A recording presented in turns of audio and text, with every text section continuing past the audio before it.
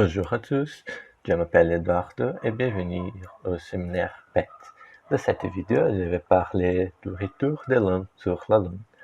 La Lune a toujours suscité la curiosité des êtres humains. Un bref égard sur le passé suffit à vérifier les grandes importances que cet astre avait dans la culture et la religion des êtres humains.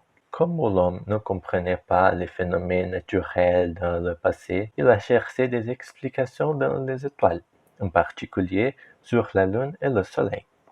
C'est ainsi que les premiers dieux et mythes ont émergé. Il y a 51, trois astronautes américains décollaient de la surface de la Terre. Objectif, se rendre sur la Lune. C'était le lancement de la mission Apollo 11, le 16 juillet 1969. 3 ans plus tard, le 14 décembre 1972, d'autres astronautes ont quitté la surface de l'astre. C'était la mission Apollo 17 qui rentrait elle aussi sur Terre. Depuis ce jour, plus aucun mot n'a foulé le sol lunaire.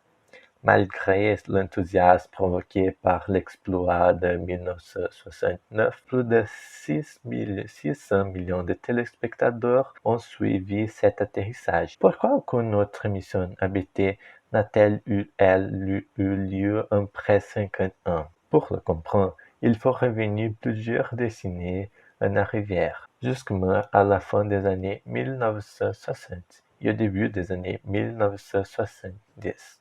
Le monde est en pleine guerre froide.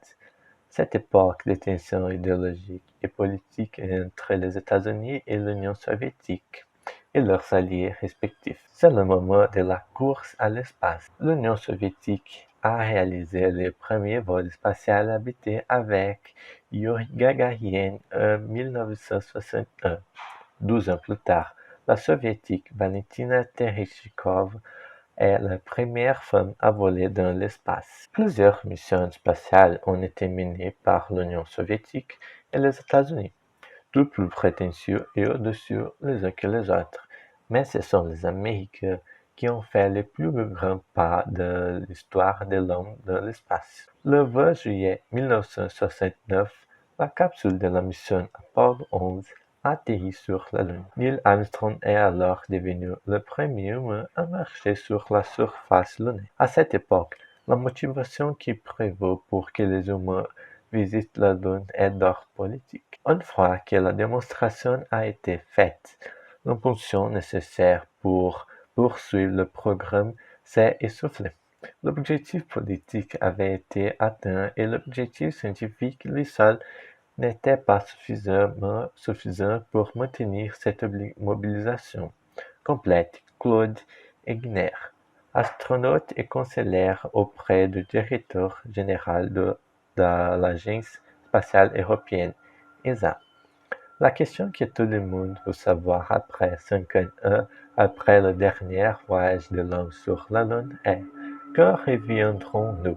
Apparemment, cette date n'est pas si loin. La NASA a choisi SpaceX pour envoyer des prochains astronautes américains sur la Lune. Une première depuis 1972, annonçait l'agence spatiale NASA, accordant une victoire majeure à l'entreprise d'Elon Musk. Le contrat de 2,9 milliards de dollars concerne le prototype de vaisseau spatial Starship, qui est testé dans un site de SpaceX au Texas. Le vaisseau Starship est sélectionné par la NASA le 16 avril 2021 pour constituer l'atterrisseur lunaire du programme américain Artemis, qui doit permettre un retour de l'homme sur la Lune à l'horizon de 2024. Cette mission sera la première de l'agence spatiale américaine depuis la mission Apollo. SpaceX a devancé Dynamics et la société Blue Origin de Jeff Bezos et devient le seul fournisseur du système.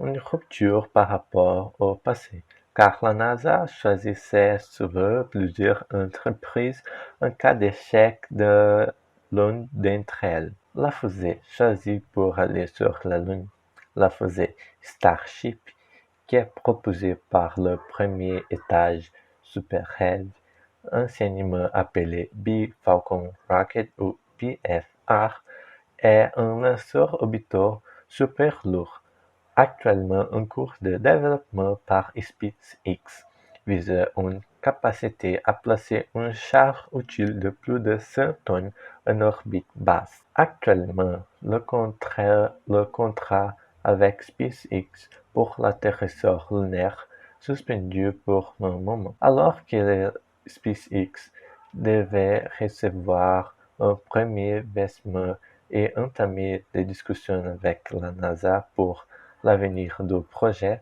Les concurrents retenus pour la finale ont décidé de ne pas se laisser faire. De ce but, Blue Origin et Dynamics ont saisi le GAO, organisme chargé du contrôle et du règlement des litiges autour des appels d'offres. Mais pourquoi retourner sur la Lune? L'objectif n'est plus de planter un drapeau américain sur la Lune. Cette mission a une vocation scientifique. Nous devons visiter la Lune pour mieux la connaître. De nombreux mystères demeurent à cet astre, notamment sur son origine. Un petit pas pour l'homme, un grand pas pour l'humanité, était la célèbre phrase prononcée par Neil Armstrong. Tout ce que nous espérons maintenant, c'est que ces petits pas deviennent de plus en plus fréquents pour que l'homme puisse conquérir la Lune.